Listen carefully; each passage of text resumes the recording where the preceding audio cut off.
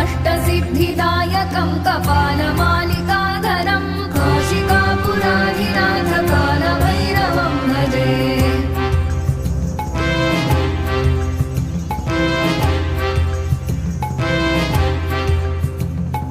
भूतसङ्घनायकं विशालकीर्तिदायकं काशीवासलोकपुण्यपापशोधकं विभुं नीतिमार्गकोविदं पुरातनं जगत्पतिं काशिकापुराधिनाथ कालभैरवं भजे।